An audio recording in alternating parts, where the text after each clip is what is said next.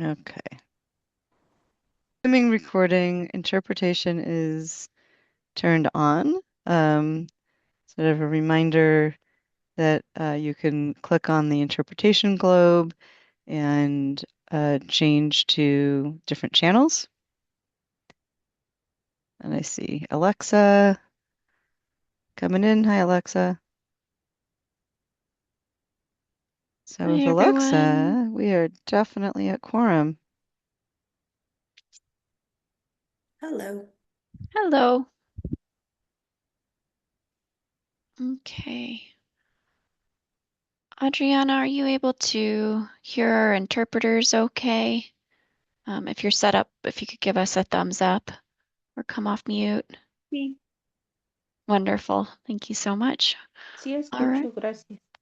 Wonderful. Thanks for being here. Adriana, we are lucky to have two interpreters today. So we have Jami, and then she'll be switching back and forth with Rolando. And then we will go over for everyone else in the room. When we need Gracias. interpretation for Adriana, um, we'll go over how to do that since it um, can take a little bit to remember if we haven't been doing it regularly. Okay, everyone good to get started? All right. I believe, Jessica, are you starting us off today? Yes. Okay, well, we'll flip over to the first slide and pass it over to you. Hey, hi everybody.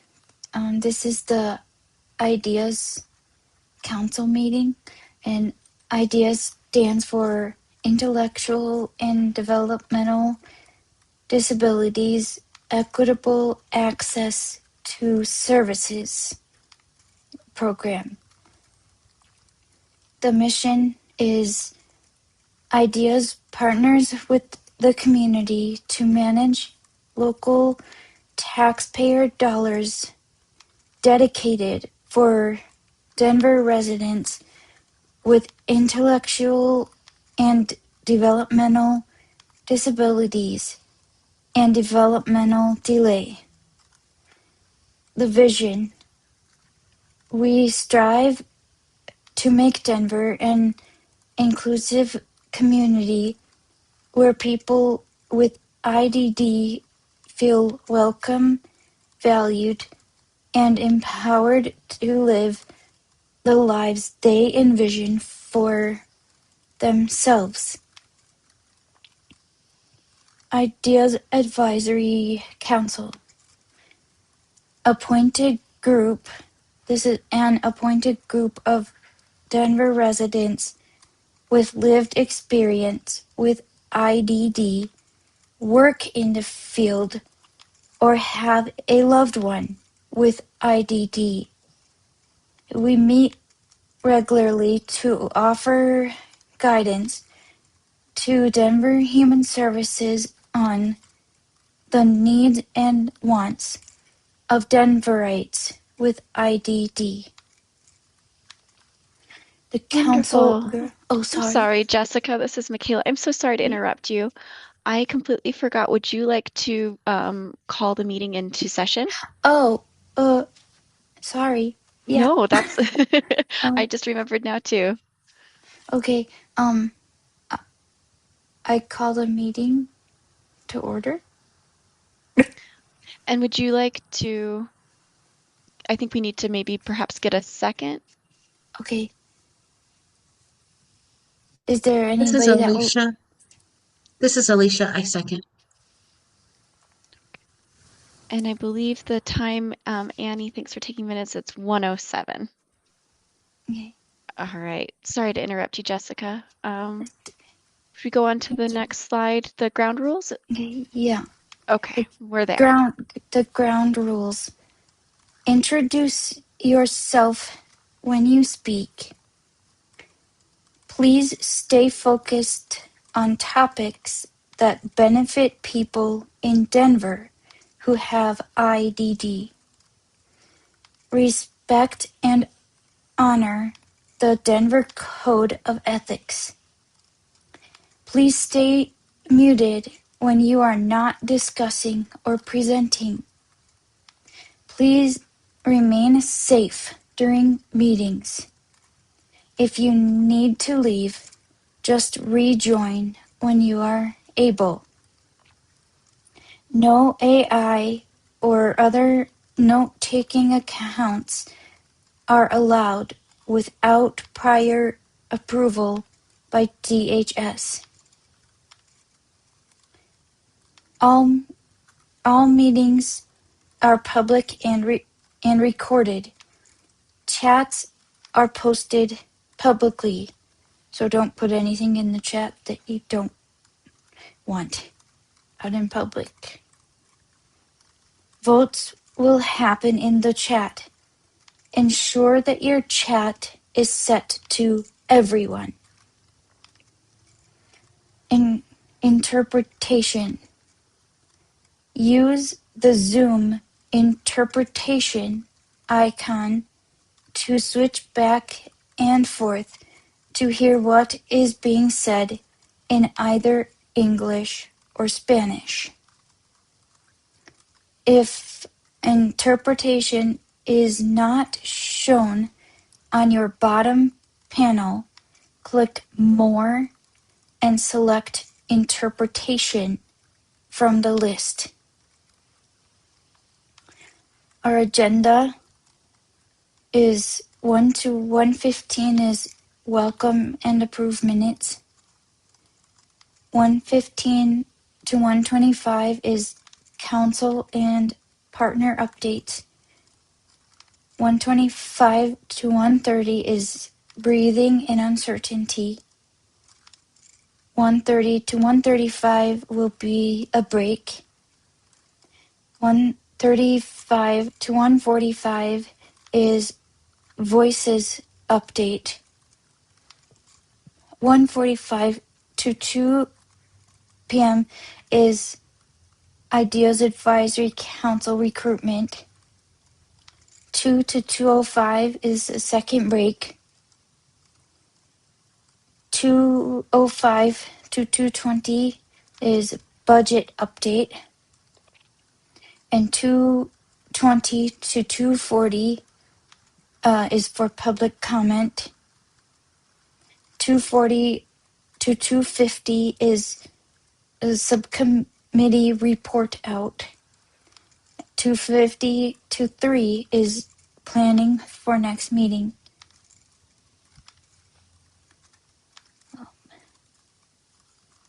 So then we move on to the minutes.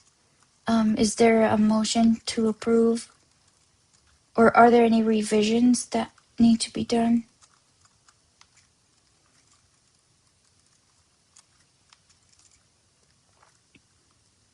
This is Alicia. Move to approve minutes as written. Is there a second? This is Seth. I second. Okay. So if you, whatever your vote is, yes, no, or abstain, you can put that in the chat.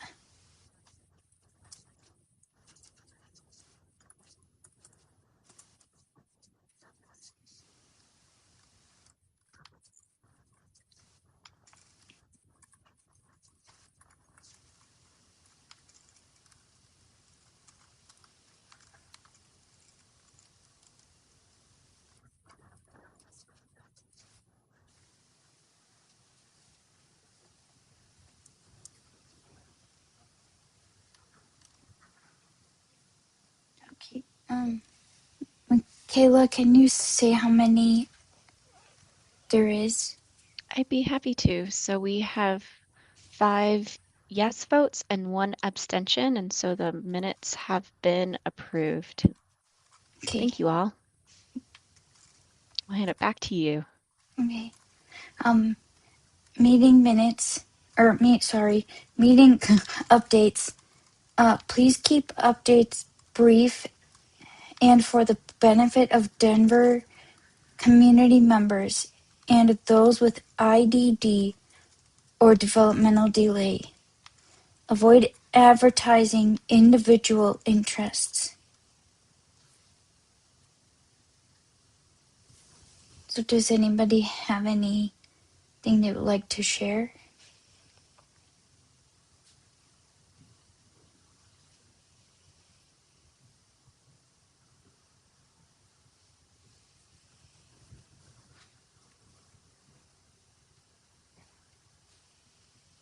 Okay, it doesn't seem like there is. So should we move to the Community Advisory Council member report out? Jessica, this is Michaela. Uh-huh. If it's all right with you, I'll share one update or request Okay. rather. And I don't know if this will be as effective as I hoped because you are all here and everyone here is really great at informing me. But if you do speak with your fellow council members, just a polite request to make sure that if you're unable to come or if you're only able to come for part of the meeting, you let me know ahead of time, which again, all of you have been fantastic about doing. And the reason is just to make sure that we can plan to have a quorum or the minimum number of council members required by our bylaws to hold a meeting. So if there's a situation where we're not going to have a quorum or we're not going to have enough folks at the end of the meeting and we have to have a vote, or not having to kind of scramble last minute to try and figure things around. But I guess I will shift that from a request to be in communication with me to a communication of gratitude. And thank you all for being so diligent about being in communication with me. And if there is anything that you all can think of that we can do to kind of help make it easier for you all to get registered, remember meetings. I know you all have about 100 different other obligations that you're balancing and are so grateful that you are sharing some of your time with us. So if there's anything we can be doing to make that easier for you, please let us know. Anything I'm missing on that, Lynn or Jordan?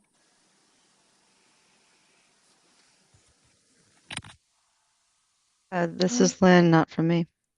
Okay. Great to see y'all. Thanks, Jessica. I'll pass it back to you.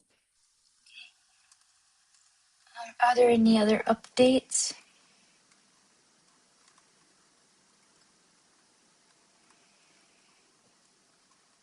If there's not, then we could move to the Community Advisory Council report update from Seth, I think. Yeah, this is Seth. I wasn't at the last meeting. Lynn, were you able to attend? Give the update. I'm happy to give Go the ahead, Kisley. Kisley, you can have it. appreciate it. We missed you, Thank Sam. you, Kirby. Hi, everybody. Kisley, Kisley Blue, Rocky Mountain Human Services Program Manager in Mill Levy. And at the last CAC meeting, we actually heard a presentation from one of our community initiatives, the RAMP program, Ability Connection. RAMP it stands for Ready to Achieve Mentoring Program. And it's basically a career-focused mentoring program that's geared toward youth with disabilities. And then from there, we heard a great presentation from our our chief of strategy, Amy Becerra, on understanding the Colorado Medicaid landscape. And then I think there was a brief announcement about about RMHS's Mill Levy Community Initiative rolling funding that's available and on our website.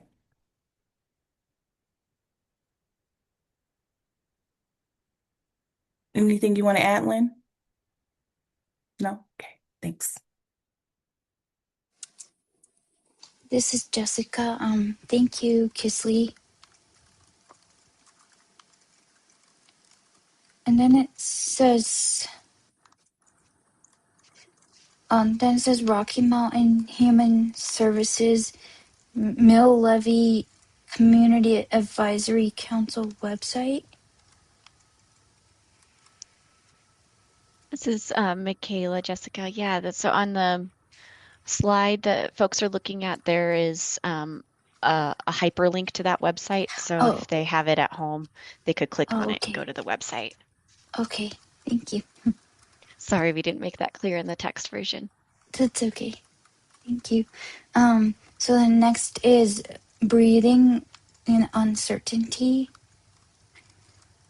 And this is an opportunity to reflect on current affairs mindfully and intentionally. Please keep this time human, but also professional.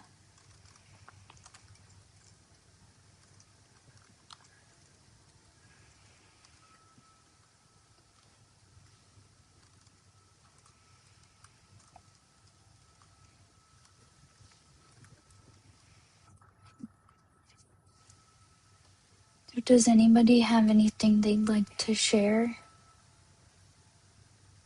Hey, Jessica, this is Alicia. I know that it is rainy and gloomy outside.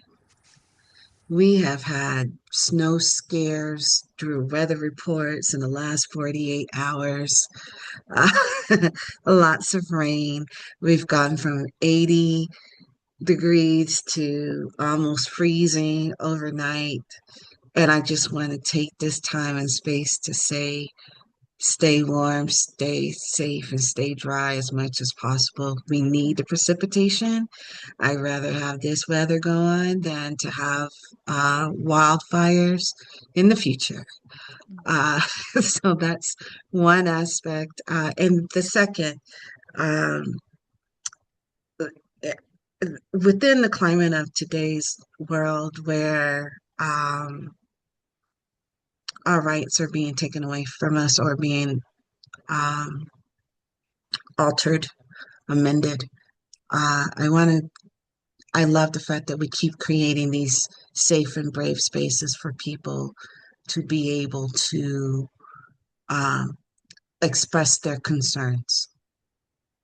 Um, I know a lot of us on this call and off this call are frontliners in making sure that everyone's voice is heard. And so I want to um, take this time also to say thank you.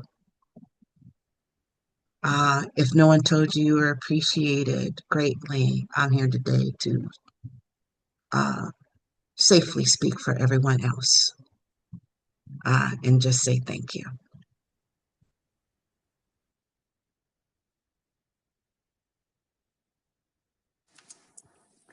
Thank you, Alicia. And Michelle said thank you in the chat too.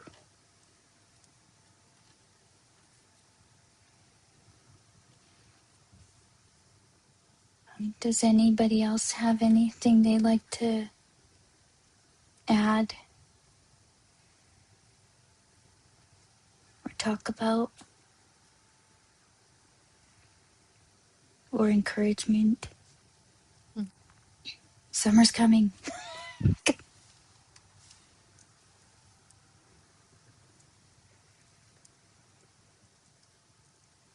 I'm sad the lilacs are already gone.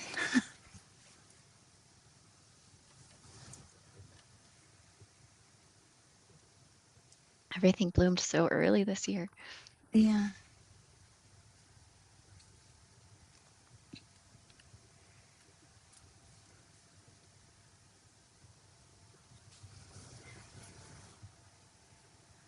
Well, if there's nothing else that anybody would like to say for the breathing in uncertainty, should we go ahead and take a break now or do the. Oh, hi, Lisa. Hello, how are you, beautiful? I'm great. Thank you. We were just, we're talking breathing in uncertainty right now. So if you had anything to add, like anything you wanted to bring up or encourage about, or. Like what do you mean? Like something that I'm uncertain or something that I'm happy about? Either one. Like this I'm is. I'm super happy to let you guys know that I am running for Denver City Council at large. The only immigrant who has been undocumented and naturalized citizen to run for this position. So, Jessica, I am creating history. Congratulations. Thank you, Jessica. Felicitas. Wait, am I saying that right? Sí, Felicitación. sí, sí. Felicitaciones. Oh, gracias. De nada.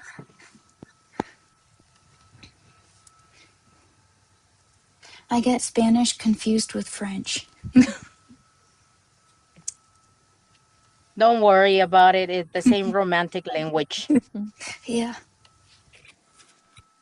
Well, thank you. Thank you for sharing.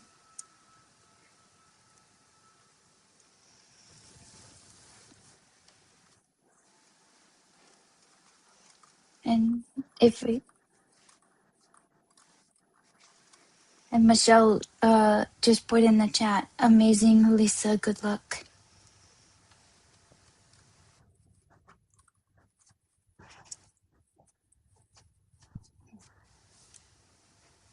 Oh, Lisa, you need to change your chat to everyone. Lisa said thank you with a couple of hearts.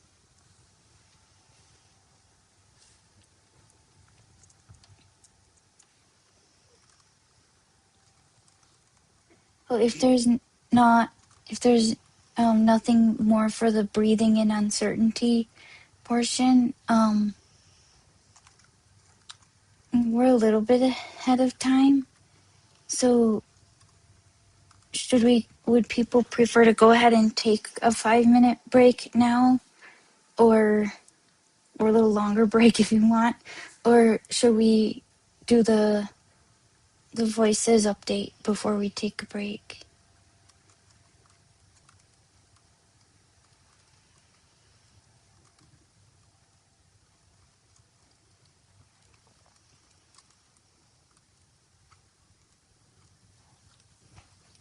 Anybody? Hi, this is Lynn. The Voices update is probably about 5 minutes or so. If people would like to do that before doing a break, I'm happy to provide an update. I see some This is, thumbs, yes, reactions. this is Alicia Lynn. I think that would be great. I was Okay. just gonna say I'm certainly fine with that, and I was gonna ask you, Alicia, what you thought since we're co-chairs. Hmm. This is Michaela. Should I go ahead and navigate to that slide then, Jessica? Sure. Okay. Okay. Lynn, off to you. Hi, this is Lynn with the IDEAS program. A very quick update on the Voices mini grant program. We just completed our first round of Voices mini grants. They wrapped up in March, and we're really excited about the results, the impacts on the community. We have a couple of programs that are still will be reporting their data. So the numbers shared are not complete or final yet, but we've made a pretty broad community impact, both directly with people with IDD, their various caregivers and family, and a very broad indirect impact to Denver as a whole, with engagement in very big public events across Denver. So a lot of great visibility. We have some results from the individual reports and the feedback survey and a lot of very positive responses. I'm working on a final report, which will hopefully be ready for all you to see soon. And we're excited to share that we have opened a second round of mini grant funding. It opened April 24th. Deadline to submit is coming up this Friday on May 22nd.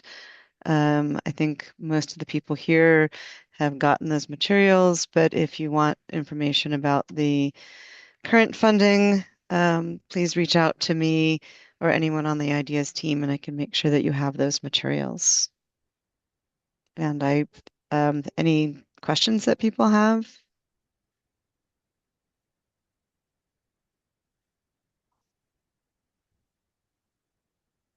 Everyone's very quiet today. We need like the little, I think it's the weather or something. But we had the opportunity of several of the Voices mini grant recipients presented to the advisory council. So you got a little bit of glimpses into the work that has been done.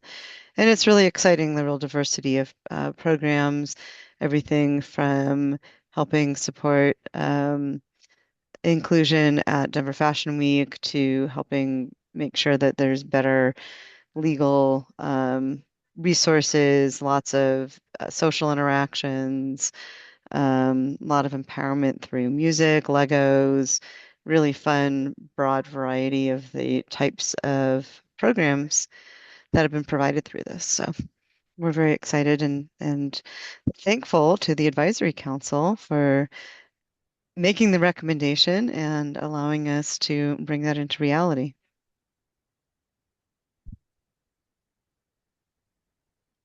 And I think that is it. I did not need my full 10 minutes unless people have questions.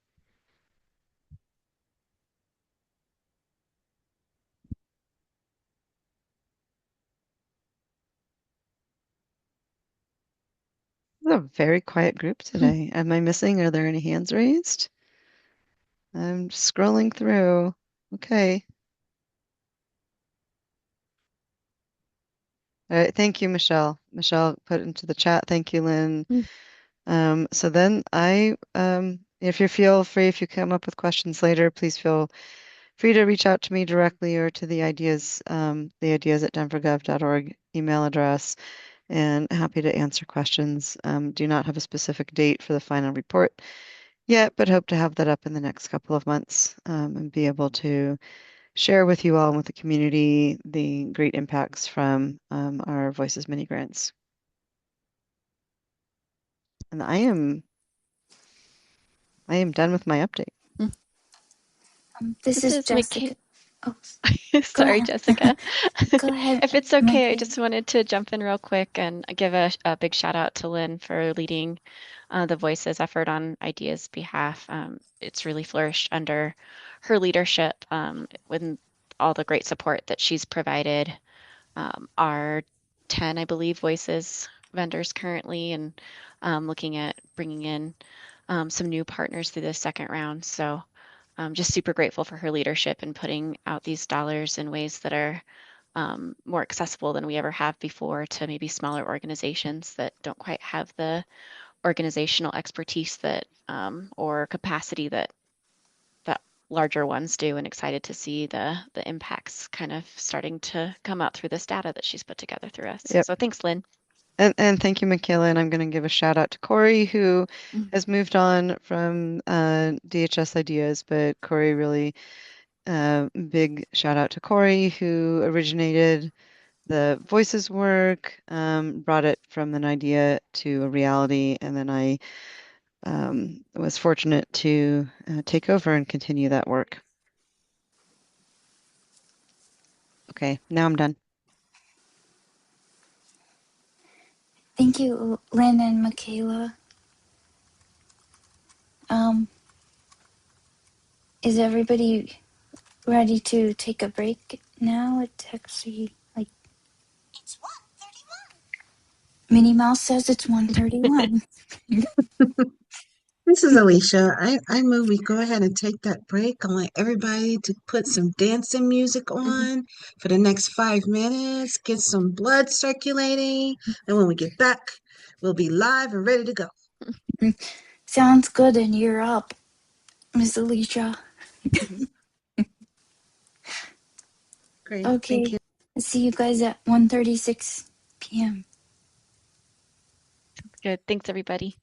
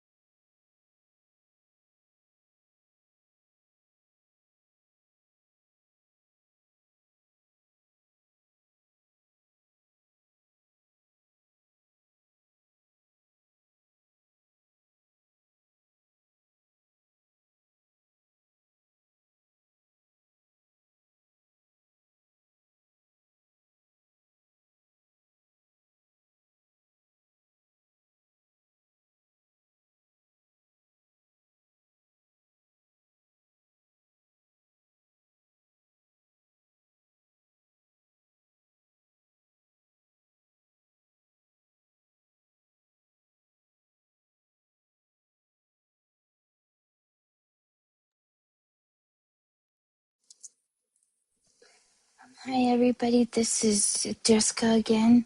Um, just asking if everybody is ready to recommence the meeting. And Alicia, you're up.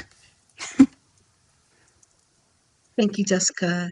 Everyone, I hope that we have 5 minutes of movement. I know the weather says go to sleep. I know. I've been fighting it for 2 days now. But we are going to go ahead and move forward if everyone's back.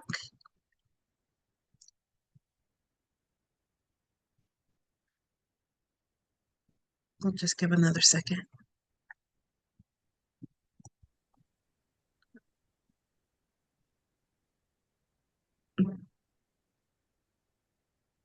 Okay.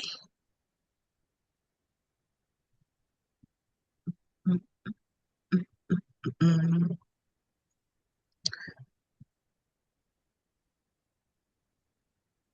Next slide. Um, Hey. all right. It's recruitment time. Ideas Advisory Councils is seeking applicants to fill 3 open seats. Um, we recently have 2 flyers. Michaela just confirmed that these flyers, both in English and Spanish, can be posted on all social media Yep. platforms. Yep. Oh, and Uh, we also actually have a in Vietnamese as well. And Alicia, if you'd like, Jordan is available to provide a little bit more of an overview on what we're doing to recruit new members and maybe some ways that you all can get involved. Absolutely.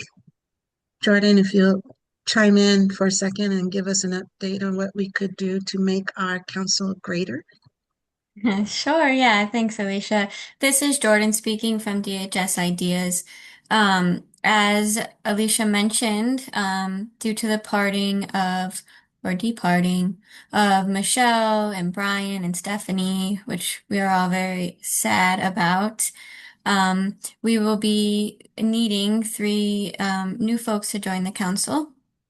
And so we opened applications, say 3 weeks ago, maybe at this point, um, and are trying to get the word out to as many folks as possible who may be interested. Um, and in order to join the council, you must have lived or professional experience with IDD. If you are um, someone who works in the field, so long as you are a Denver resident, you're welcome to apply.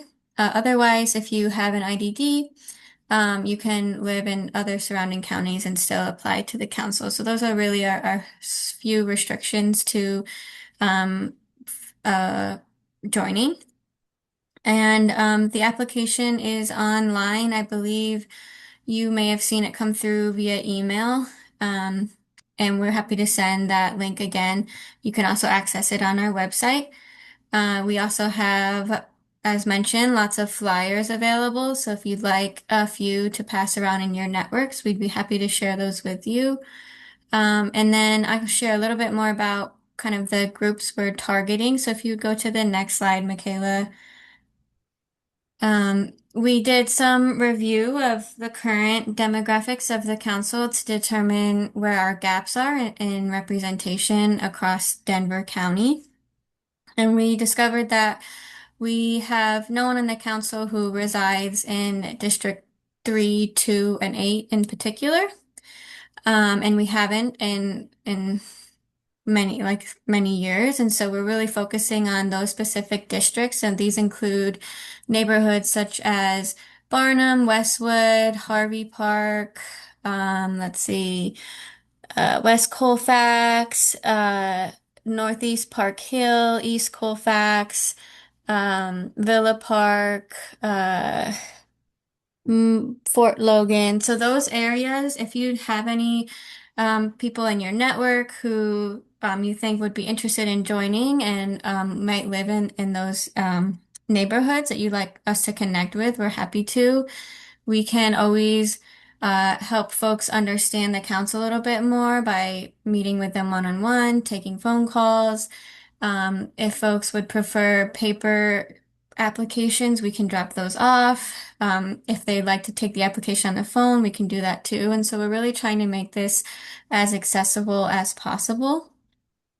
And so, yeah, happy to answer any questions related to this. And again, if you know of anyone, you all know the council very well, so you can certainly share your perspectives and your experiences of being on the council. But if they need any more like technical support uh, and getting access to the application or understanding ideas broadly, we're happy to help in any way. So you can email us or provide their email or phone number, contact information, and then we can reach out to them directly. So just let us know if there's anyone in mind and we can support you all. We're also looking in districts 1 and 4 as well as kind of a secondary target. And yeah, Michaela, let me know if I missed anything. That's a great overview, Jordan. Thank you. Lynn, anything that you can think of? Nothing from Lynn. Nothing from me. Thank you. Jessica, did you raise your hand? Yeah. This is Jessica. I just had a question. Like, by districts, you mean like the city council district, kinda, or? Great question. Yes. We use specifically city council districts, which on the screen here, there's a map which kind of outlines each district by number. Um, and you can also go to the city council website if you like have an address, you can look it up that way. But mostly we're looking at folks that live on the east or the west side of Denver, if that Okay. helps. Okay. I just wanted to make sure that I understood it, that I was seeing it that way, and I want to make sure I was understanding correct. Yes, that's correct. Or anybody else that might not know or understand. Thank Great you. question.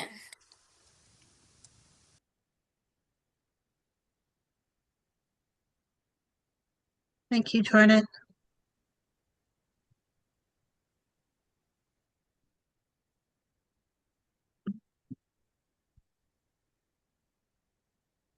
All right, next slide, please. Guys ready for a Another break break? again? Hey, I do have a question. Does everyone want to take another break or do we want to push forward? Let me know in the chat. Because we could take another break if we want. We are a little bit ahead of schedule, I think. We are.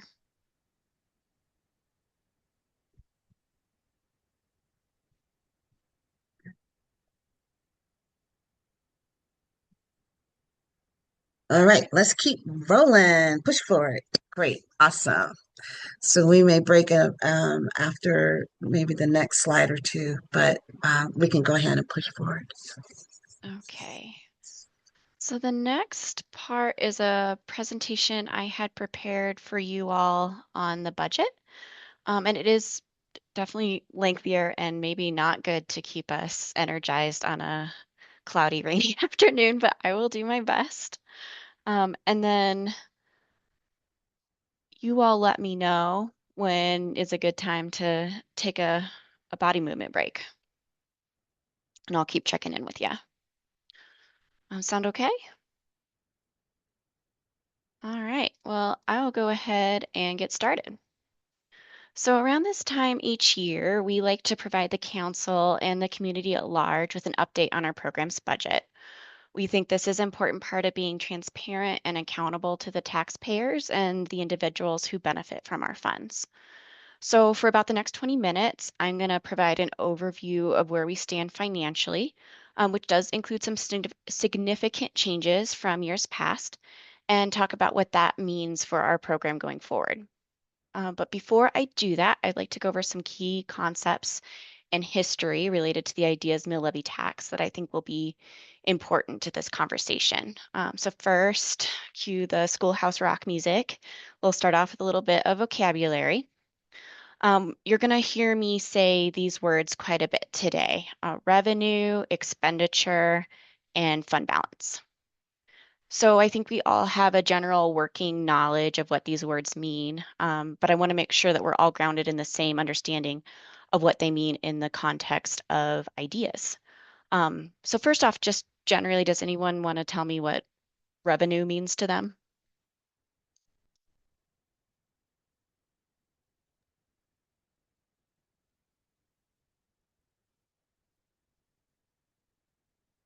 This is Palms off right Alicia. now. Oh, go ahead, Alicia, please. The only thing that's coming to my mind is the song Money, Money, Money, Money. Absolutely. That is it. And when we're talking about revenue in the context of ideas, we're talking about money received each year from the voter-approved Denver Developmental Disabilities Mill Levy property tax. So next is expenditure. Someone want to take a stab at expenditure?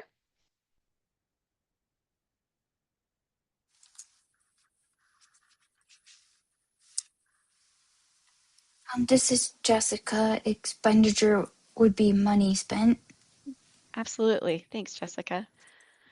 So for this conversation, it's money that's spent on services for Denver residents with IDD and the administrative costs to manage the fund. So that's what we're talking about when I say expenditure.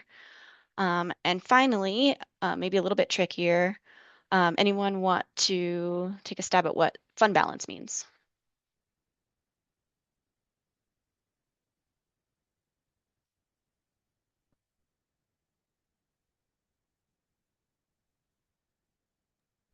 Michelle in the chat says how much we got's left. Absolutely. Thanks, Michelle. So Michelle, that is beautiful. Very well said. Awesome. So it's exactly that, unspent revenue from prior years. So that's just a little bit of information to kind of ground us in these key concepts of what we'll be talking about today. And then we're going to go into sorry, skipping ahead of myself. We're going to talk about where this money comes from. So property taxes. And property taxes are a type of tax that generates revenue for local programs and services that stay within that local municipality. So some of the services that we're very familiar with that are oftentimes funded all or in part by local taxes are things like schools, libraries, affordable housing, and in Denver and many other counties across Colorado, services for our neighbors with IDD and developmental delay. Um, and a mill levy is a property tax that's based on the assessed value of a property. And that rate of that tax is expressed in mills. So assessed value of a property is not the same as the actual or market value.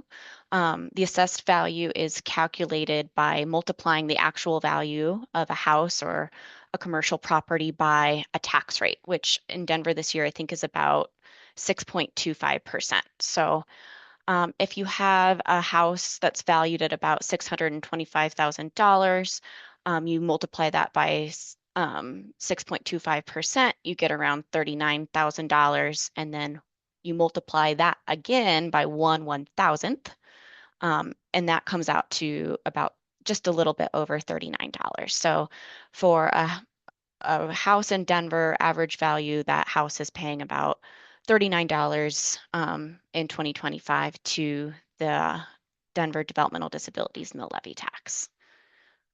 Any questions on that and how the mill levy property tax works? Okay. Alrighty.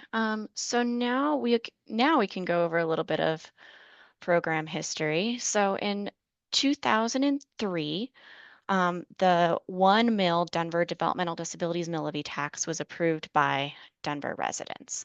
And from 2003 till about 2017, 14 years, all of that revenue was put into a fund managed by Denver Human Services, but the only organization that was able to spend it was Denver's Community Centered Board, which was then known as Denver Options and is now known as Rocky Mountain Human Services. Then in 2015, there was a city audit of both Rocky Mountain Human Services and Denver Human Services related to how we were spending and overseeing these developmental disabilities mill levy funds. And the audit made some recommendations for improvement that required some pretty significant operational changes on the part of both of our organizations. So in the years after that, Denver Human Services hired the first IDEAS program manager who worked with Rocky Mountain Human Services to start implementing some of the changes that the auditor had recommended. And around this time, our funds also became non-lapsing, which meant that any unspent revenue from the previous years, so our fund balance, started to build up. We had any unspent revenue from the previous year became immediately available to spend again, I should say. So it didn't have to be reappropriated for use. And we started to get this fund balance. And for anyone else living in Colorado around these years of 2016, 2017, 18, 19, what was happening to the housing market at that time?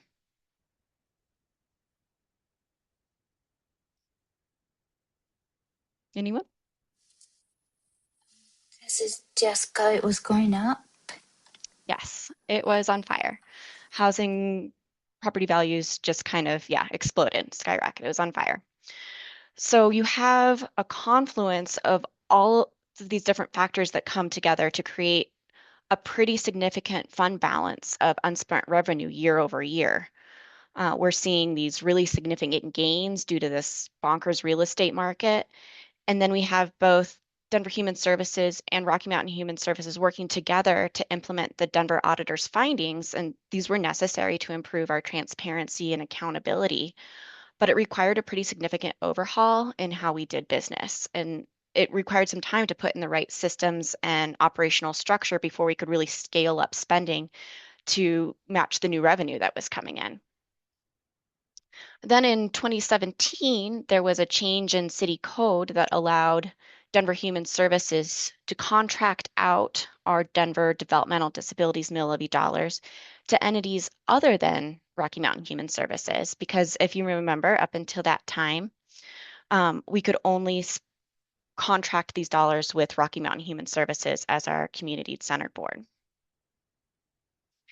So 2017, DHS has for the first time the ability to contract out these funds to more than one provider and a growing fund balance. It was, I think, around $10 million at that time. And we needed to figure out how do we spend these dollars in a way that is responsible and meets the needs of Denver residents with IDD.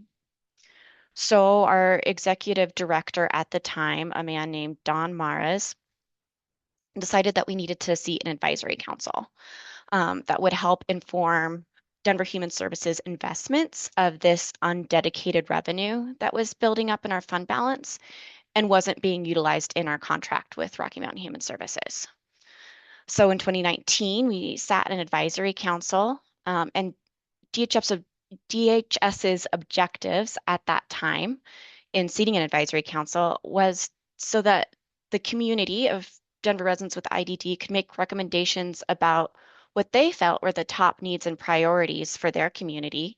And then we could take that feedback and create competitive funding opportunities that were aligned with that feedback. So let me get over to the next slide here. Now we fast forward all the way to now, May of 2026. And you can see that in partnership with you all, our advisory council, we've been really successful in doing what we first set out to do in the advisory council with you all, which was to create competitive funding opportunities that aligned with the needs and priorities of Denver residents with IDD.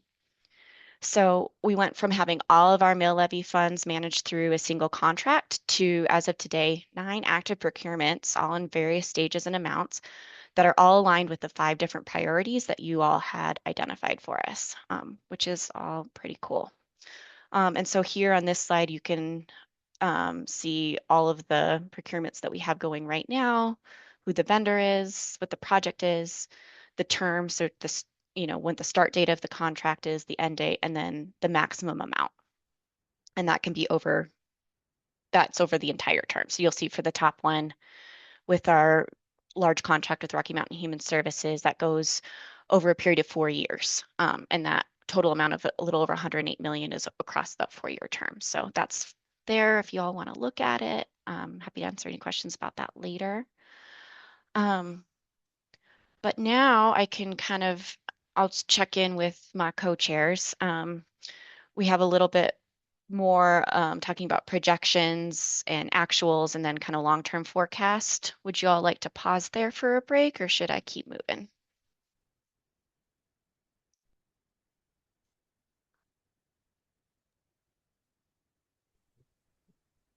To keep everyone's interest, I think that 5 minutes might be needed.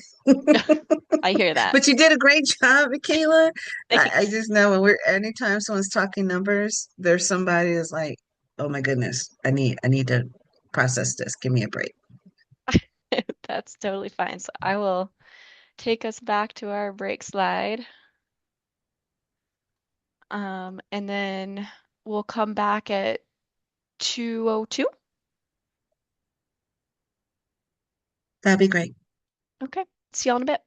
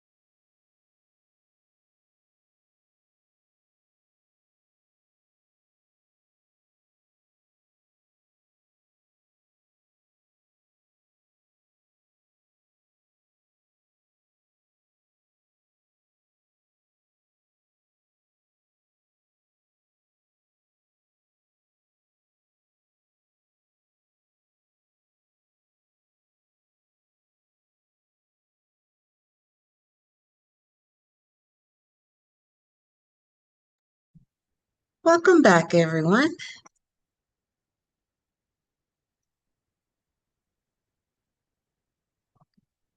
All right, Michaela, I think you can go ahead and I'm going to Okay.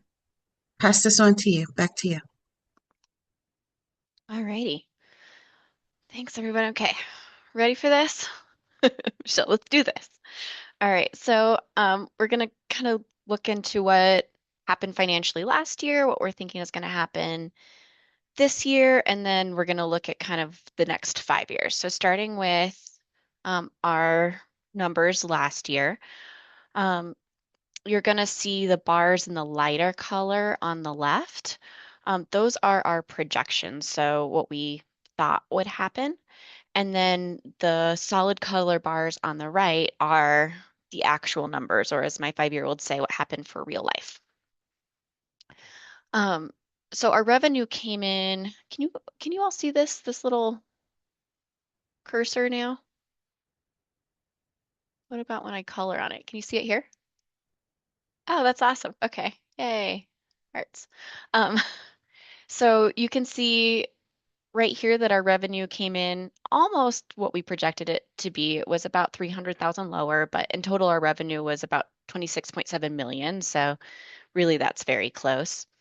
Our expenditures were about $5 million higher than we anticipated, however. And that's really due to our contracted partners spending more money than we had initially predicted. And this isn't a problem, and it doesn't mean that our contractors went over budget. We make projections using past spending, but sometimes contractors ramp up spending because perhaps they hire more staff, they see higher demand for services, or when we're talking about our pilot programs like RMH Denver Start or Service Source B Home, you have these programs that are really starting to get established and gain momentum, which means they're spending more money now than they have before. And that's exactly what happened last year across many of our programs. And as a result, our overall expenditure was higher than we anticipated it would be based on previous spending.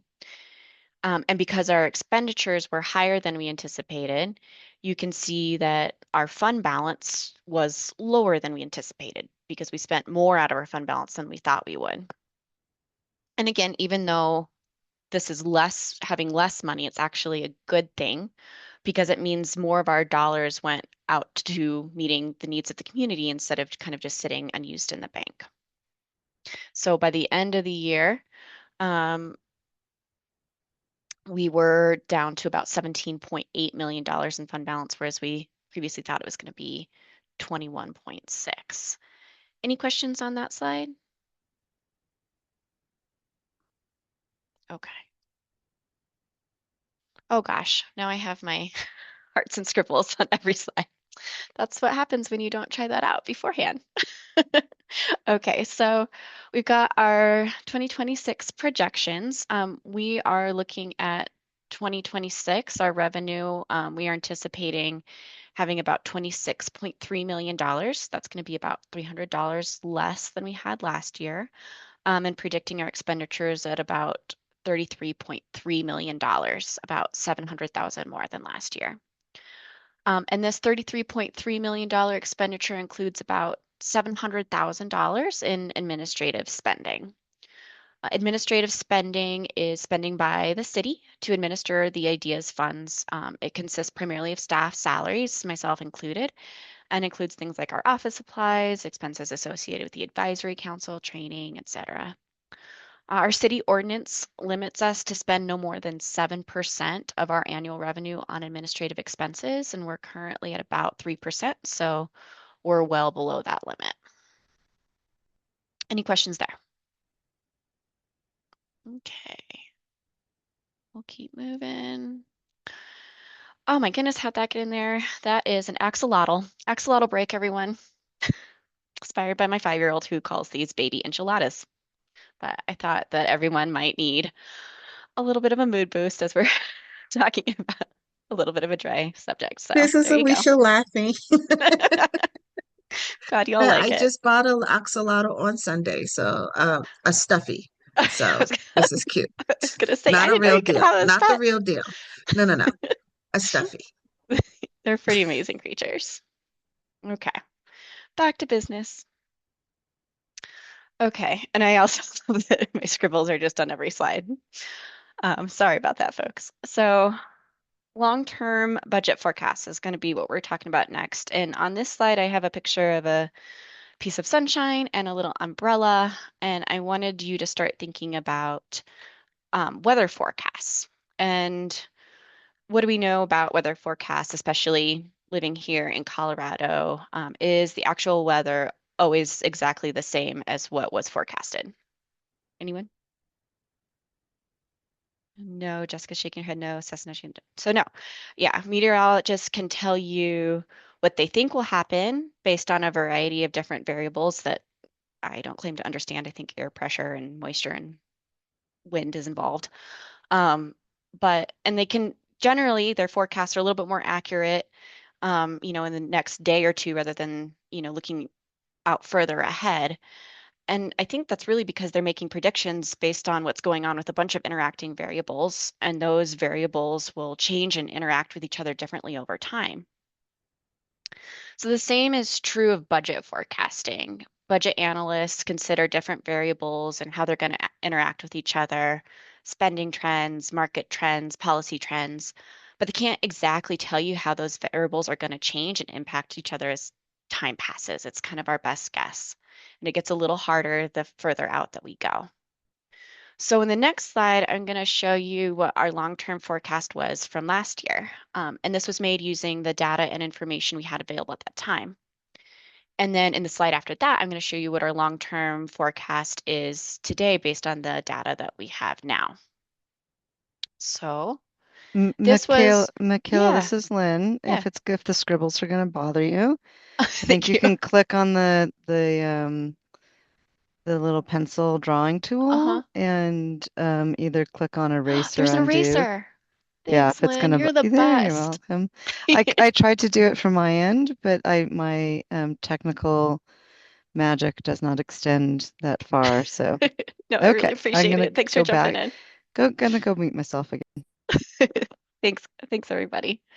Okay, so this is our what we were predicting this time last year. So when I gave, for those of you that were with us last year when I shared the budget report, this is the slide I showed you. And from 2018 to 2024, you can see some solid green and orange bars. And those are the actual numbers. The green is the revenue, the orange is the expenditure. And then you can see this blue line, and that's where our fund balance is. So you can see the actuals, the for real life numbers, as Harper would say. We see our revenue growing year over year. We see our expenditures growing, but not quite exceeding our revenue up until 2023, when our expenditures first exceed revenue, and we see our fund balance dipping down for the first time. We see our revenue keep growing, but we couldn't quite keep pace with expenditures, so our fund balance dips up. And then what were we predicting? So we were predicting that our revenue trends would continue as normal, that our revenue would just kind of gradually go up year over year, just as it had been. And to get that fund balance spent down, which was one of our primary objectives, we were planning for our annual expenditures in the orange, light orange with the diagonal lines, to be just a little bit higher than our revenue each year, so that we could draw that fund balance down to a predetermined level of about 10% of revenue, which is what we kind of consider to be a responsible amount to have in the bank to make sure we can pay all our bills. And we were thinking that we would have that accomplished by 2030. Okay, so now long-term budget forecast as of May 2026. So this is what we are looking at based on the data that we have available to us today. Um, and we can see that instead of the revenue going up as it has for the past years, the revenue starts to go down before it levels off. And you can see that for the next 2 years, 2026 and 2027, our expenditures continue going up much as they had in the previous graph. And that's because um, we have money already obligated in contracts for those years. And we feel confident that we'll be able to meet all of those contract obligations, but that had already kind of been planned out. What we see with this blue line here, the fund balance, is that fund balance takes a sharper dive down and is really spent down by the end of 2027 versus what we were thinking initially, which was going to be 2030. So starting in 2028, we start to be able to, Michelle says, wait, do we all have to go out and get jobs? No. We'll get to that in a bit, but we're gonna be okay. It's just gonna look a little bit different. Um, Starting in 2028, we need to kind of cut back on our spending a little bit so that it is more in line with what we see for revenue. So ensure that we have that responsible about 10% in the bank and can make sure that we are responsibly, sustainably managing our funds to be in line with our revenue. Okay, so one more slide here. This slide takes a little bit closer look just at how our long-term forecasts have revenue changed since last year. So the light green bars on the left is what we initially thought we were going to see in revenue each year, and the dark green bars on the right are what we now are projecting for revenue over the next 5 years. And you can see the gap in between the two, what our old projections and our new projections, gets a little bit bigger each year. So in 2025, the difference was under about 1 million, then it jumps to 6 million, then 8, and then by 2030, it reaches about $11.5 million. And when you add all of those year-to-year differences together, these gaps, it totals about $47 million. So in short, what we now expect to have $27 million in revenue less between the years of 2025 and 2030 than we thought we would a year ago. Y'all are wanting to see that axolotl again, huh? So this isn't very cheery news. So why is revenue decreasing? And I'm by no means a budget analyst, but I can share some high-level information with you that I attained through some recent conversations with the city's budget office. So first, assessment values fell in Denver and much of the Denver metro area last year for the first time in a long time. We didn't know whether new construction would offset that drop, but it didn't. Real estate growth is still limited. Commercial vacancies remain high. So, it's office buildings downtown that are still vacant as people are working from home. And the residential development building of new homes is slowed by high mortgage rates, insurance costs, and ironically, property taxes. So we're just not adding as much housing stock as we would, as we thought we would have, or as budget analysts thought we would have. And then one final thing is the impact of a new state law that was passed in 2024. That was House Bill 24B 1001, which phases in different forms of taxpayer relief. So starting this year, for taxes due in 2027, homeowners are going to get a 10% reduction in the value, that assessment value used to calculate their property taxes, and that's up to $70,000. And the tax rate for non-residential properties will be lowered as well. So those changes will also reduce the overall revenue going forward. And then what does this mean? What does it change for us? Due to this new forecast in revenue, we are not going to have the funds for new funding opportunities within the foreseeable future, other than that $200,000 mini grant program that we're accepting applications from now. After that, we won't be able to fund anything new. We can expect to continue supporting existing programs like Denver Start and our housing navigation programs, but we have had to pause, perhaps indefinitely, our planned partnership with Host to incentivize affordable, accessible housing development for residents with IDD. Jordan Mulholland has been leading that work and been doing a fantastic job. And we know that many of you were really excited about it, as we were. And this is a significant disappointment, though The housing subcommittee is starting to think about how we can document the work that we completed so we can inform future efforts if funding becomes available in the future through our fund or others. So looking ahead, DHS will need to shift how we act on feedback from you all, the advisory council and community stakeholders. As you remember when we were talking about our history back in 2019, we formally had used your feedback to shape new programs and procurements. Now, without new funding for new initiatives, we'll continue to seek your input, but we'll be really primarily using it to guide how we manage, oversee, and support the programs that we already have in place. What doesn't change? What stays the same? Really our mission, our vision, and values, and that is to partner with our community to manage these funds, to strive for an inclusive Denver where people feel welcome, valued, and empowered, and to live by our values. And you'll see that in this center here, this second C, which stands for community involvement, remains a core part of who we are and how we do our work. Although our financial situation have shifted and we have accomplished our shared goal of spending down the IDEAS fund balance with programs that are informed by and responsive to the needs of your community, it doesn't mean that our work together will stop. We are entering a new service landscape marked by ever tightening budgets.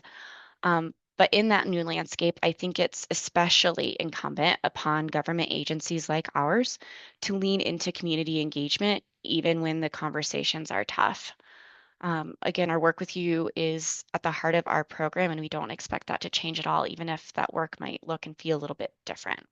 So with all that said, ready to open it up to thoughts and questions.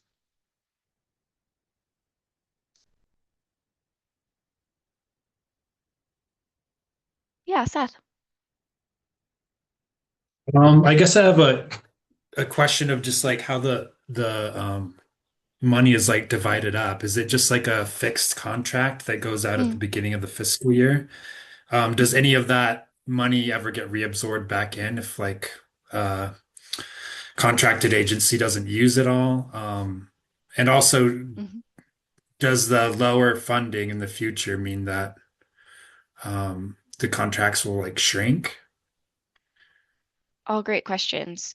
So I think your first question was, how is that money divided out? Where'd you go? There you are. So you're wondering how that money's Yeah. divided out, right? So we have a contract, we look at our overall all revenue and what our fund balance is, and the services that are being proposed, and we negotiate budgets off of that. It's not an annual thing, which makes it a little bit harder. So we can't say, we don't have contracts that just go from January 1 to December 31st. So we know exactly how much is going to be spent year to year. Many of these contracts span multiple years and they don't line up nicely with one another all the time. Um, so we can't say exactly, that's why we can't say exactly like how much we're going to plan for each year. Um, but we do kind of try and just keep looking at these different projections to figure out how much we can encumber in new contracts based on what our existing fund balance is and how much revenue we're going to have coming into the future. Did that answer the first part of your question? Yeah. Okay. And then remind me there's a second and a third part as well. Yeah, so some of the contracts are kind of like open-ended gap funding or and I guess I just don't understand. Is Mm. that is the agency that authorizes that money, is there like a ceiling on what they can spend or is it Um, sort of an mhm. open-ended thing? Yeah, no, it's not open-ended. There's a max contract amount for all of our contracts Okay. that are provided. So you'll see, you can go back. It's here. So we have these contract maximums. They can't spend any more. than that max amount within the term of their contract, unless we amend the contract. And a lot of times, if the contract is over $500,000, we have to go back to city council to ask for approval to add more money to that. We might see a little bit, especially for our large contract with RMHS. You can see that, we'll estimate how much money they're going to spend year over year, and something that fluctuates a little bit. But they're not beholden to spend like a max amount per year. It's just the max amount over the life of the contract, if that makes sense. And what if there's money left over at the end of Mhm. the contract? Does that just Yep. get reabsorbed into the next Yep, contract? it goes not into their next contract, it goes back into our fund balance. And then you use that information to inform the next Right. contract term. Okay. Exactly. Yeah, so I mean, and that could go back to the same vendor, the same contract for the next contract term, or it could be reallocated to a different program and a different vendor. It just becomes money that we have available to spend again. Okay.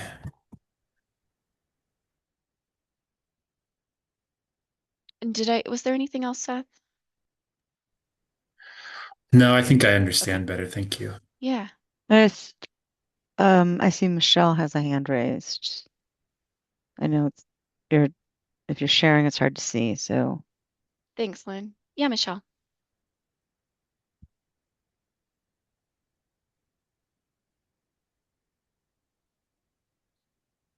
Did we lose Michelle? I don't know. Oh, there she is. Okay. Um, I'm piggybacking off of Seth. Mhm. I think we should just have a great party for the city if there's any extra money, but I don't think because I'm in any position of power that's ever going to happen. Mm. So I'm going to go on to my question. So just as this mill levy was voter initiated in 2003, Mhm. and we're thinking about how we're going to at least all of us are not going to have to go get jobs, but we're definitely going to have to do some other things. Is there a thought that we might ask for more funding through some of these other voter initiatives that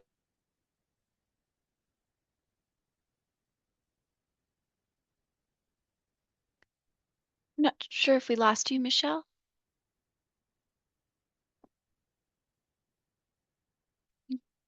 Can no longer hear you.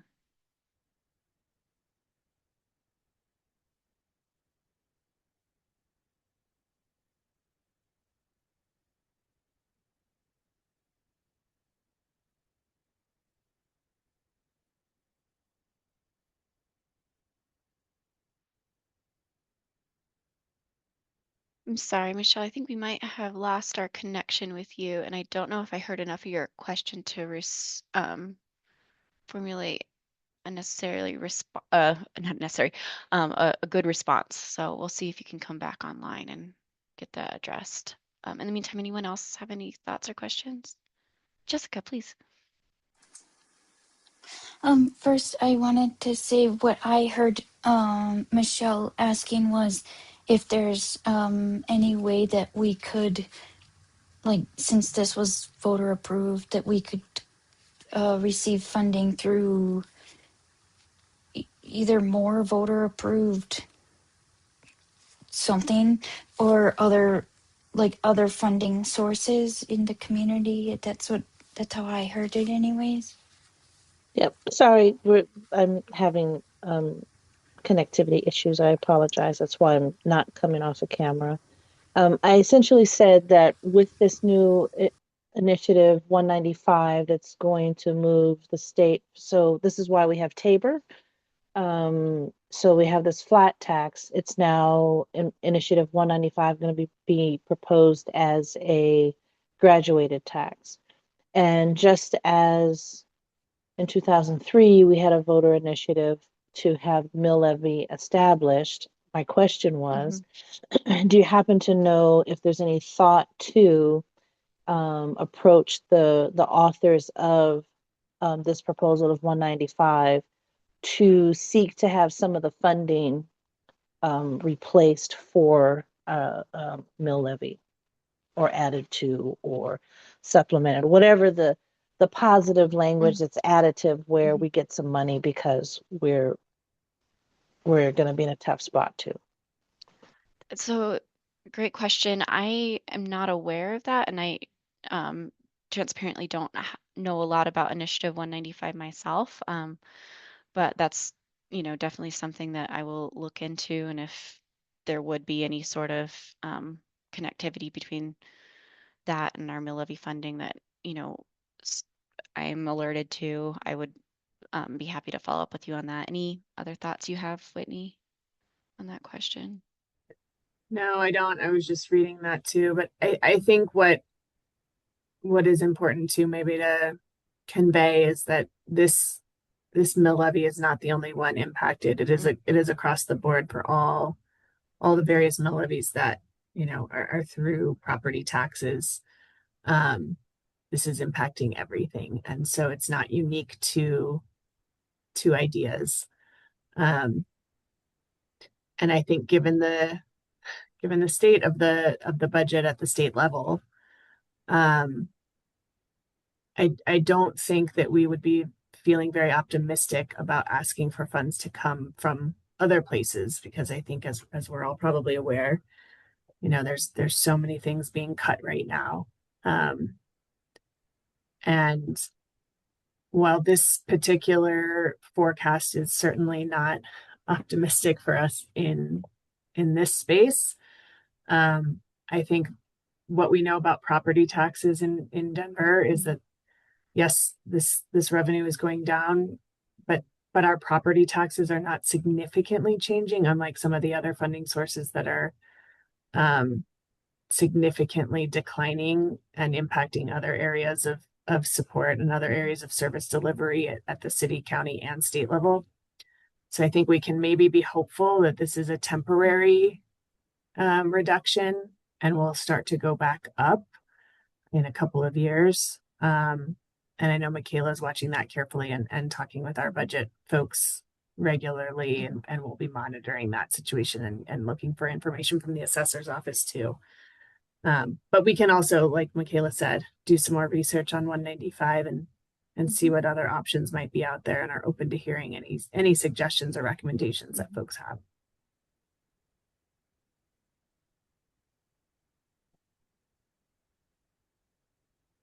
Thanks, Whitney. Michelle, did you have a hand raised again? I did, but then I took it down because she said, yeah, we'll look at exploring. So I just wanted to make sure that in the end, when she landed her plane, that it was in fact, we're open to looking and to asking, because I too don't know, but I too know that if it's a possibility, of course, I like to swing for the fence. And so if we can find out if it's a possibility, that would be amazing. Absolutely. And then I see Adriana, your hand go up, and then just a reminder for folks to go ahead and click on that more and interpretation so that we can hear her question. Please go ahead, Adriana, whenever you're ready. Sí, sé que mi levy apoya mucho pues sí, a la comunidad IDD. Hay otras áreas a las que mi levy apoye.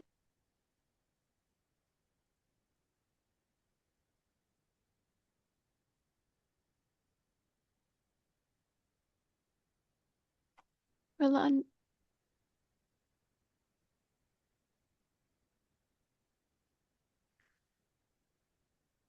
And I'm not sure if I'm completely understanding your question, Adriana.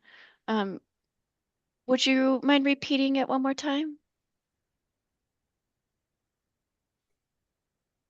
Sí, hasta donde tengo entendido, mi levy es un fuerte soporte para la comunidad de ADD. Mi pregunta es si mi levy tiene como otros beneficiarios fuera de la comunidad ADD que apoye.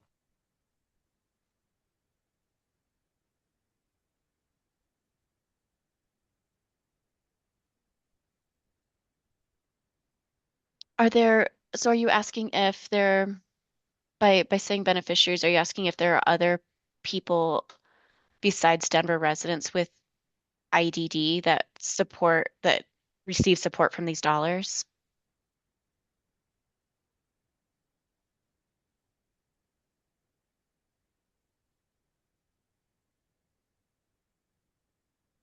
No, no, mi pregunta es o sea, si mi levy apoya a otro tipo de comunidad que no sea la de IDD.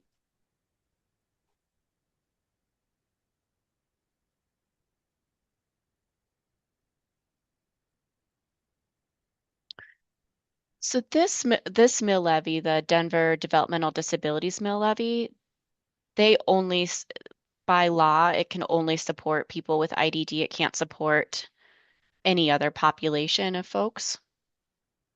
Um, and perhaps you're also asking too if there's any other like fund that or mill levy that can support the same that can support people with IDD. Is that it?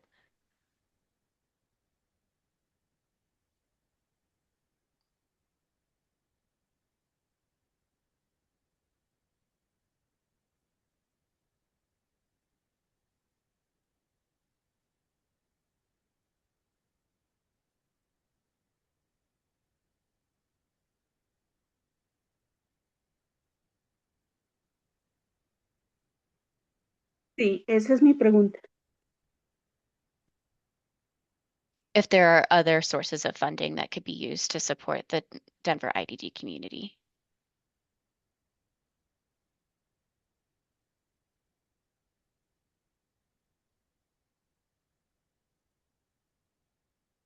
No, la primera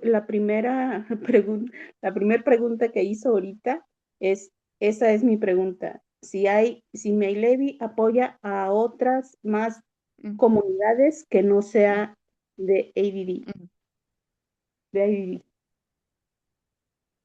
mm,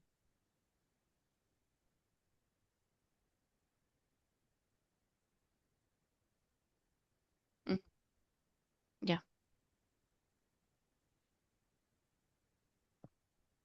yeah, yes. Yes, Shami, thank you so much.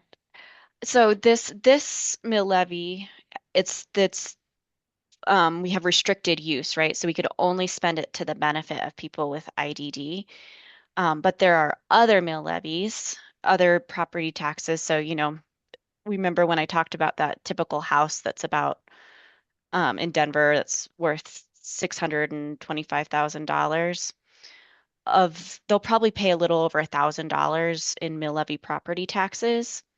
38 of those are going to go to our fund, the IDD mill levy fund, but there are about 27 other mill levy taxes that will be applied to that property, and the property owner will be paying for um, Denver school children through the Denver Public Schools. It will be paying for all residents of Denver who utilize the public libraries. It'll be paying for arts. It'll be helping subsidize our firefighters' retirement fund. Like there are many different mill levies, and most of those go to Denver voters, and the Denver voters through ballot measures will decide like which population of folks, which communities will benefit from that particular tax and how that money can be used.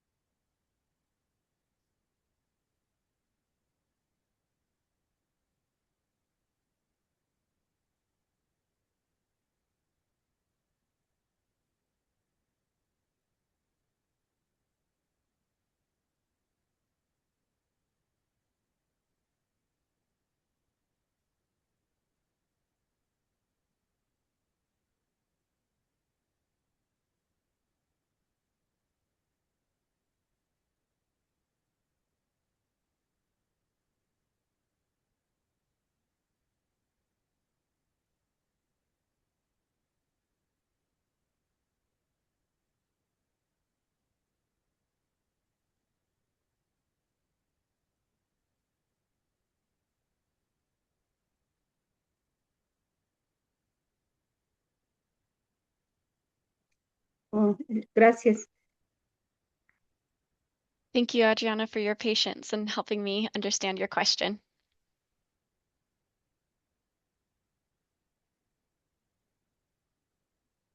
We've got about 2 more minutes before we have to go on to the next topic. Are there any other questions that folks might have?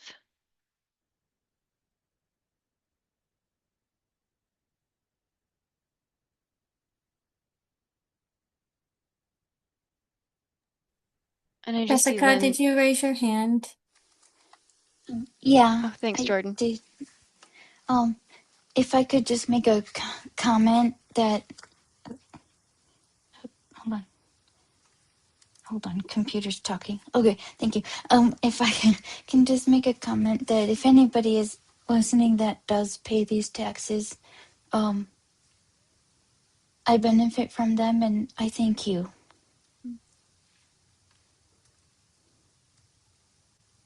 Thank you, Jessica. I think we all benefit from being part of this community. I know I certainly do.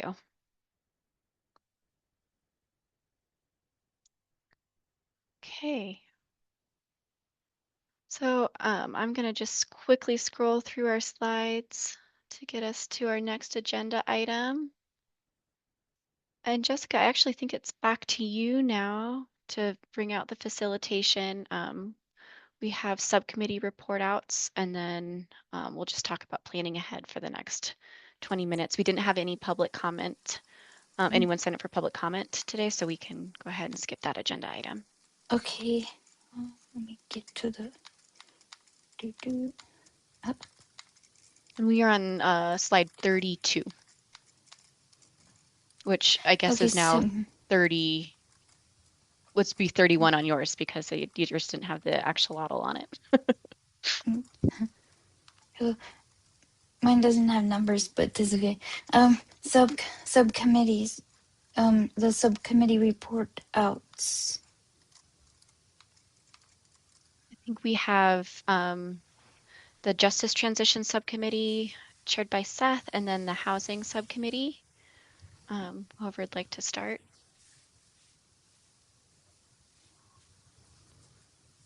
This is Seth. I can start with the Justice Transitions Subcommittee. Okay. So we had our first meeting last month, and we spent a lot of time just kind of like discussing the problem and the gaps that we're seeing for people who are coming out of jail or out of the competency process, particularly those who are in jail as they go through the competency process. They've done some sort of, crime, and they get in front of a judge, and then their lawyer asks for a competency evaluation to see if prosecution can move forward, or if that person, or if charges are dropped. That can be a protracted process, lasting like months or years. And if you don't have anywhere to stay, then you await that process in jail. And once those charges are dropped, then the justice system works to try and find you some supports that they can release you to, safe support. So um, just talking through, like, people usually come out of jail and they don't have any, usually they're starting from square one, and there's just a big gap in support. And they might need very unique supports. There's all sorts of like initiatives like Roads to Recovery that prioritize like mental health services or substance abuse services. But I think I kind of see a gap in people, especially going through the competency process, that who have IDD and may not fit into those other categories. And I think Rocky Mountain Human Services and mission supports are good resources on like an individual basis. But the reason I thought the subcommittee would be a productive would be to find some streamlined process maybe between the justice system and getting that person directly into supports as they enroll into, like long-term Medicaid supports, which again, that enrollment process, if you're starting at square one, that can take 6 months, it can take up to a year, before you can start billing those Medicaid dollars. And, people with IDD are at risk of exploitation, especially if they're, in jail and around a lot of reasons they're in jails because they maybe have been exploited. And then it's just a very hazardous time once they're released and they're awaiting those supports. So we kind of talked about, again, we just had the budget report and we're not taking on any new projects. So we discussed maybe bringing in some professionals. I think it's a pretty hot topic right now. Um, and there's a lot going on, and maybe we could just gather more information from people in the justice system or people who are already working on that for as we plan for the future. But that's kind of where we left it after our first meeting.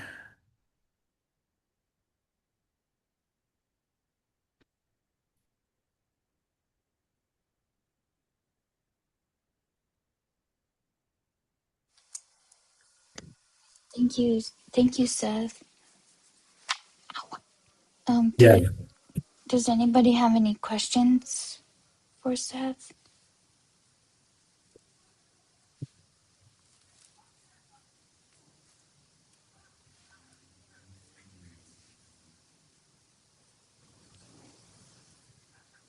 Michelle? Yeah, Seth, I don't have a question, but I have a comment. Is that okay? Yeah. Yeah, it's always good to let me have a comment. Ha ha ha.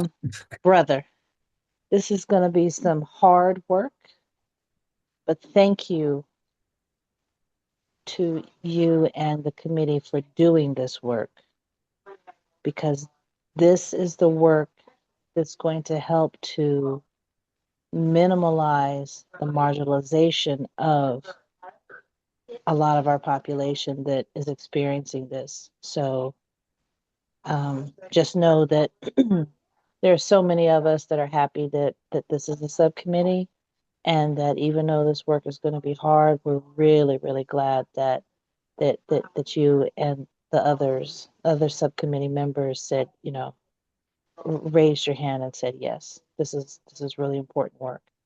And to the other subcommittees, right? Because you're about to give us the updates. You guys are doing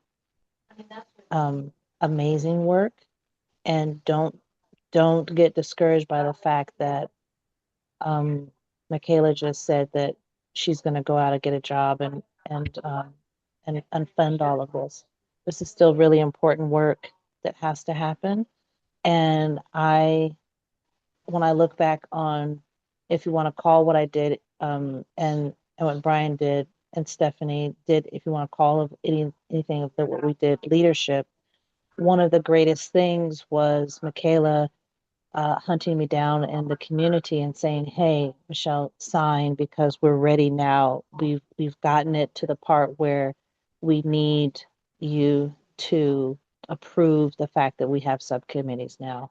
And I'm always going to look back on at signing that and saying, this is a part of legacy. And so I'm so glad that you guys are doing this work.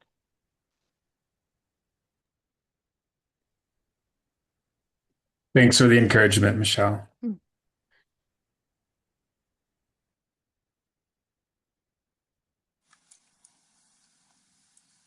This is Jessica. I agree with that too, with all of that. And even though some of our hopes are put on hold for now, we can still do work that has a lot of potential to create change, to be able to be enacted upon at some point, or that people can at the very least take into consideration, that doesn't actually cost money. They can still take our thoughts into consideration and Yeah. Jessica, it looks like Adriana has a hand raised. Adriana? Sí, mi pregunta es, ¿hay alguna estadística que tenga este dato sobre el que está hablando Seth?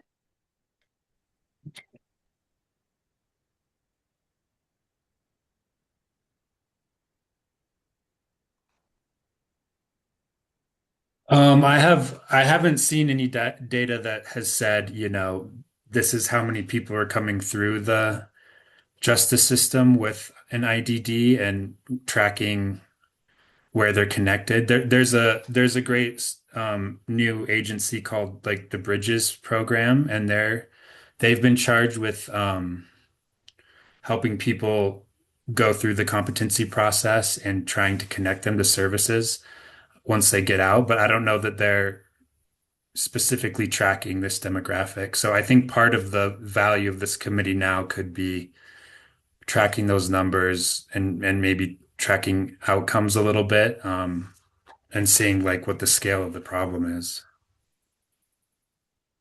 And this is Alicia. Seth, I didn't get a chance to talk to you yet. But no, also the sort of resources reaching out to see about these numbers. I spoke to someone in the court system just to try to get an idea about how we would be able to get those numbers, and hopefully we'll have some answers soon.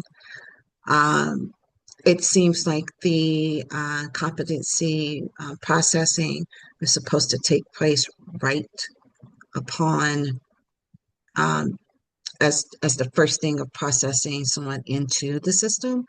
But somehow that step is being skipped on occasion. So I'm hoping by the next time we meet, the subcommittee meets, that we will have a better answer how to get that number. Because I think we all know it's important in order to serve the community to our best capabilities.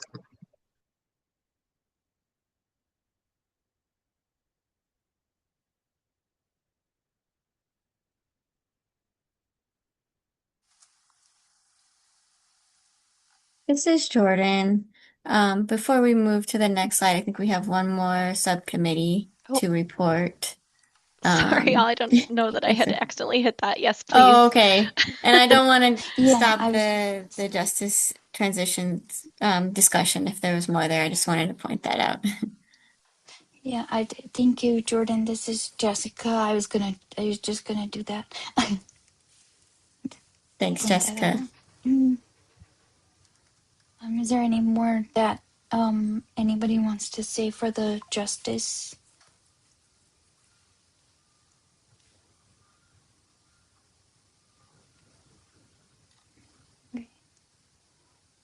Thank you, Seth, and everybody on that committee. Um, Alicia, do you want to report for the housing one, Sure. This or is I can? Alicia. Well, we just heard the budget report, and so I love that segue now. We just heard the budget report. Uh, and so I can report, and you all can chime in after this if I forgot anything or forget anything. Pretty much, uh, we were the first to hear it because our project was uh, completely uh, impacted by this. So while we are uh, while we've been paused, I always like to say we're on pause, not indefinitely, but just for the time being, that we're going to be gathering information to better serve the community and get additional resources towards housing, if I understood correctly the last time that we met. And I think that was about it. Did I leave something out, you all? Because there may have been an important part that I missed out on. This is Jessica. We also discussed the survey that we did about like ideas that we felt most important, and there was a lot of questions, and I don't remember what we really said was the most important. But there were also only 3 of us that did the survey, so it's not like even close to a more complete picture of how the IDD community feels. But we just talked about, even though we can't move forward with any funding of any projects of any kind right now, that Jordan is still going to work on compiling our ideas together to hold on to put out more when something can potentially be started or given funding to improve or whatever the case may be.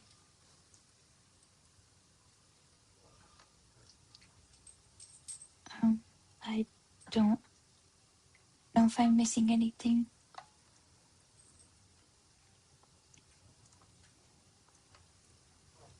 Hey, Jessica, this is Oh, Brian B, and you got it.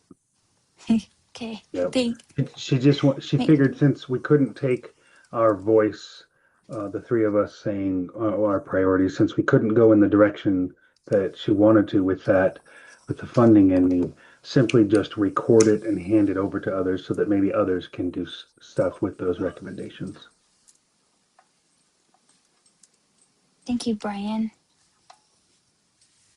Does anybody have any questions or anything else they want to say for the housing subcommittee?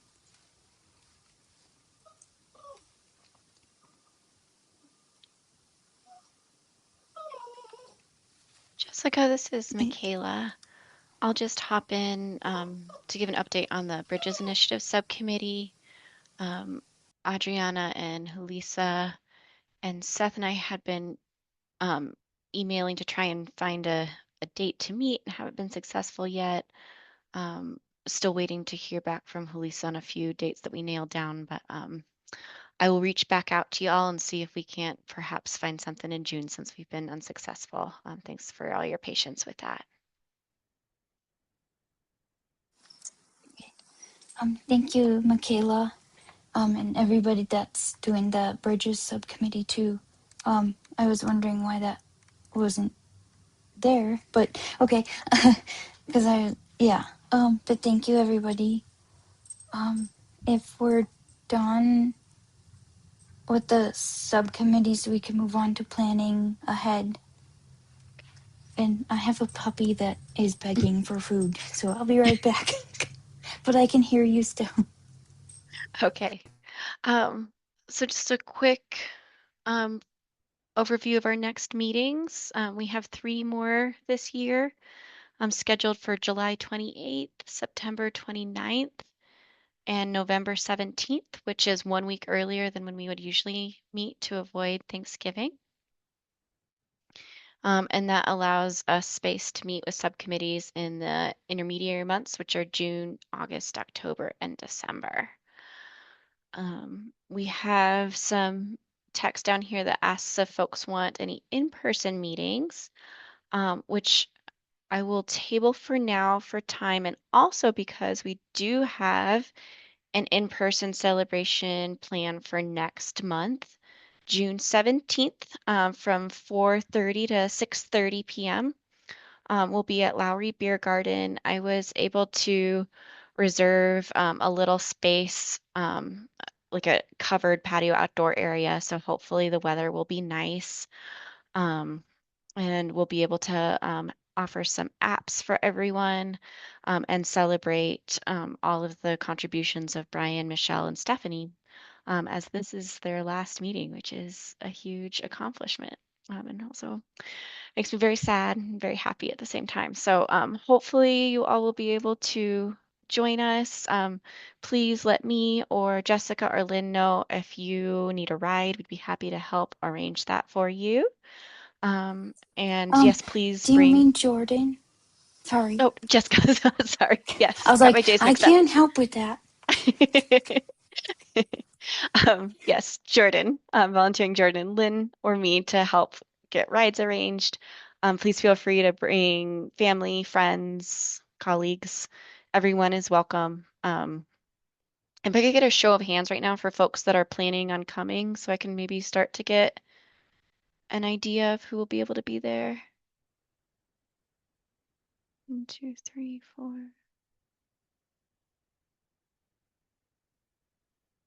Okay. Okay. So I think I'll send out something maybe in a week or two, um, with just a poll or something so that folks can tell me if they'll be there and if they plan on bringing other folks, just to make sure that we have enough tables reserved to accommodate all of us. Alrighty. Um, that is all I have. Anything from anyone else before we close out? This is Jessica. Thank you, Michelle and Brian and Stephanie. I've really enjoyed serving with you guys, and probably we all can say that. Thank you. Echo Thank that. you all for what, thank you all. This is Alicia. Thank you all for all the work that you've done, all the recruiting. I wouldn't be here if I hadn't spoken to Michelle about this. So thank you all.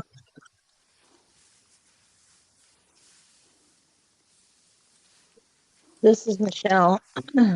Definitely going to miss um, all of you, and so honored to have served with you. So you're amazing people, and I'm so excited that you're Mm. going to go on and do amazing things. So this is great.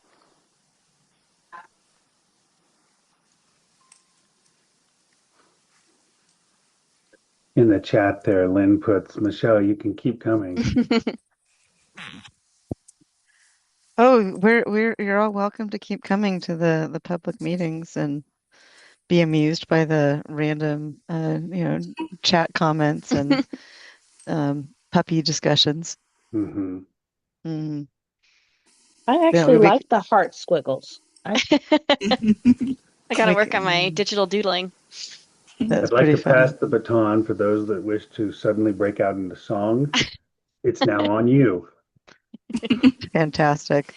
I accept that, Brian, very much. I will carry that legacy and torch on in the spirit of my mom, who's still with us, but she's in North Carolina. She would sing to you all day, and so I will take that on.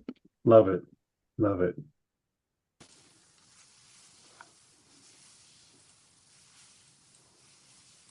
If there's nothing else, I think, Jessica, you can um, entertain a vote to close the meeting. Is there a motion to adjourn? Last time. Hi, everyone. This is Stephanie Gross. Here's a motion to adjourn the meeting. And a second? I second that motion. There he is. There he is, ladies and And gentlemen. I just wanted to say one last thing. I would still love to put together like a concert, kind of whatever you call it, for you guys if you're interested. Oh. Even if we were able to do it over Zoom, if doing something in person just doesn't work. Were you saying that you would play for us, Jessica? Yeah. That would be wonderful. Oh, amazing. This is Michelle. That'd be Yes, amazing. please. That would be Everyone, I so think we had wonderful. one hand up from Chris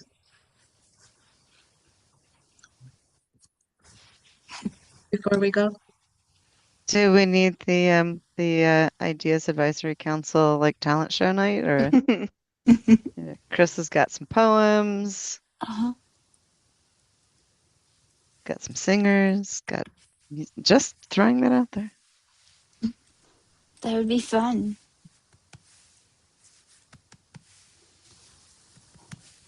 Chris, you're welcome to come off mute if you would like to say something. We see your hand raised or put it in the chat.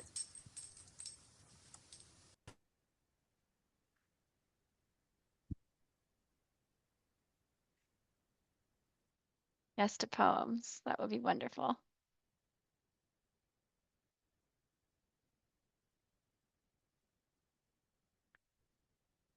Okay, everyone, thank you so much. Thanks for bearing with me through a long presentation. You all are the best.